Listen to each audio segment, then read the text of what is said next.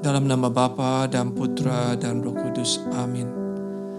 Shalom Aleichem saudara-saudari, selamat datang kembali di Quiet Time with Rumah Doa Elia Bali untuk edisi Oktav Paskah hari Rabu tanggal 23 April tahun 2025. Tema renungan kita hari ini adalah relasi yang mengubah hati dari Emmaus menuju Yerusalem baru. Kita akan mendalami Injil Suci menurut Lukas bab 24 ayat 13 sampai 35. Saudara-saudari yang terkasih dalam Yesus Kristus, tanpa kita sadari, relasi yang kita bangun dengan sesama, termasuk juga dengan Tuhan, seringkali bersifat transaksional.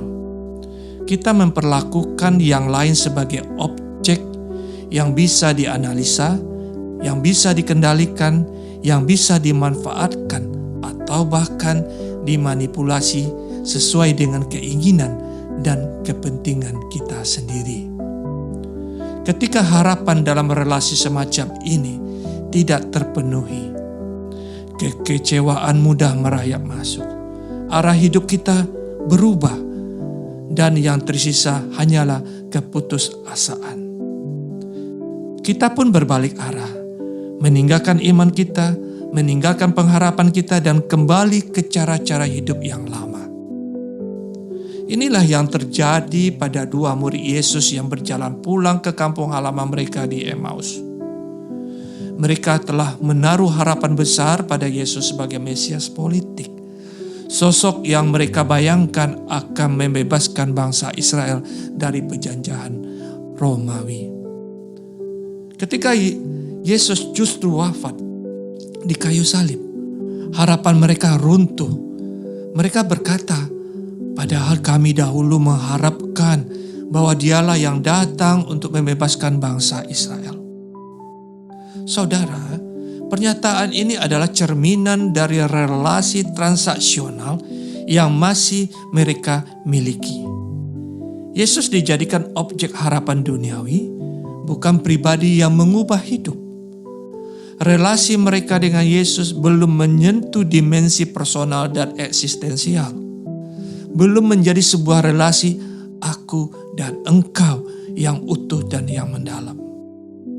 Namun saudara-saudari, dalam perjalanan menuju ke Emmaus itu pula, Yesus hadir dan mengubah segalanya. Ia tidak menghakimi, justru Yesus datang berjalan bersama mereka dan membuka mata hati mereka lewat penjelasan kitab suci dari Musa hingga para nabi. Ini bukanlah sekadar pembelajaran yang bersifat intelektual, tetapi sebuah perjumpaan ilahi yang menyentuh kedalaman eksistensi mereka untuk melihat sosok Yesus kembali sebagai sang kebenaran. Dan saat Yesus memecahkan roti, mata hati mereka terbuka. Mereka mengenalnya bukan sebagai Mesias politik, tetapi sebagai Tuhan yang bangkit dan yang hidup. Disinilah relasi sebenarnya yang disebut aku dan engkau lahir. Relasi ini adalah perjumpaan pribadi antara manusia dan Allah.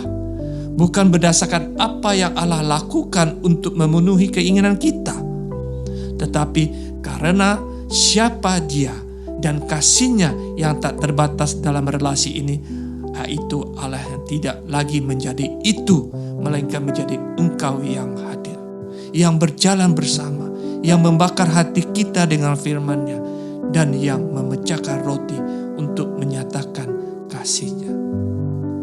Saudari, saudara, peristiwa Emmaus bukan hanya kisah masa lalu. Itu adalah cerminan dari perjalanan iman kita hari ini. Dalam setiap perayaan Ekaristi, Tuhan yang bangkit kembali hadir berjalan bersama dengan kita, membuka firman-Nya dan memberikan dirinya dalam rupa roti dan anggur. Ekaristi bukan sekedar ritual, saudara, melainkan perjumpaan eksistensial yang mengubah kita dari dalam, yang menghidupkan relasi sejati dengan Yesus yang hidup. Saudara terkasih, murid-murid yang tadinya berjalan menjauh dari Yerusalem, kini kembali dan bersaksi, sungguh Tuhan telah bangkit dan telah menampakkan diri kepada Simon. Kesaksian itu tidak berhenti di bibir dalam bentuk khotbah dan kata-kata saja.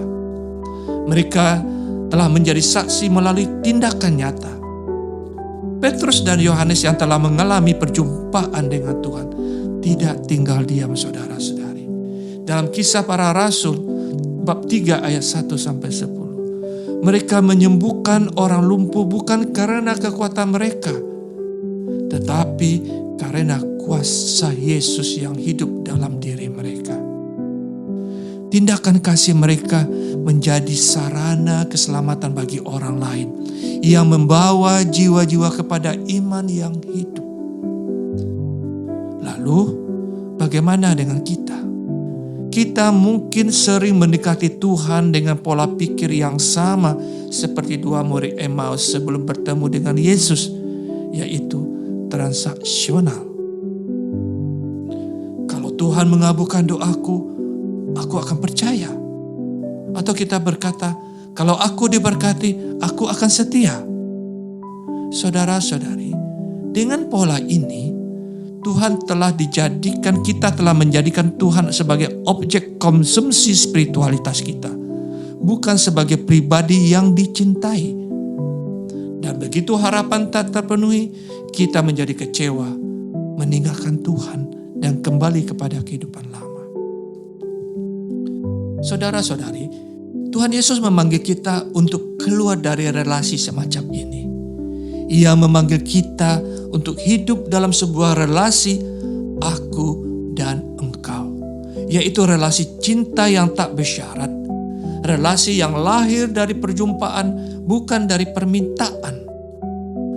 Dalam relasi ini, Tuhan tidak lagi kita lihat sebagai pemenuhan kebutuhan hidup kita saja, tetapi sebagai sahabat dan juru selamat yang mengubah seluruh arah hidup kita. Mazmur 105 mengajak kita bernyanyi, bermegahlah dalam namanya yang kudus, biarlah bersukacita orang-orang yang mencari Tuhan. Carilah Tuhan dan kekuatannya, carilah selalu wajahnya. Hari ini saudara, jika Anda dan saya merasa sedang dalam perjalanan pulang ke Emmaus, karena kecewa akan hidup, karena kecewa akan relasi kita dengan anak-anak, dengan suami istri, karena masalah ekonomi, sakit, penyakit, atau doa-doa yang belum terjawabkan, maka berhentilah sejenak, renungkanlah kembali. Apakah saya memperlakukan Tuhan sebagai pribadi yang hidup, atau hanya sebagai pemenuhan kebutuhan saya? Ketika saya berdoa, doa saya tidak terjawab, apakah saya tetap setia dalam kasih kepadanya? Jika jawabannya belum, maka marilah saudara-saudara kita belajar dari para murid yang bertobat. Bukalah hati untuk firman Tuhan. Sambutlah Ekaristi sebagai warisan agung kehadiran Yesus yang bangkit dan nyata. Izinkan Dia mengubah relasi kita dari dalam. Maka kita pun akan menjadi murid-muridnya yang baru, yang berbalik arah menuju Yerusalem yang baru, siap menjadi saksi kasih-Nya melalui tindakan nyata kepada sesama. Tuhan memberkati. Kemuliaan kepada Bapa dan Putra dan Roh Kudus, seperti pada permulaan, sekarang, selalu, dan sepanjang segala abad. Amin. Dalam nama Bapa dan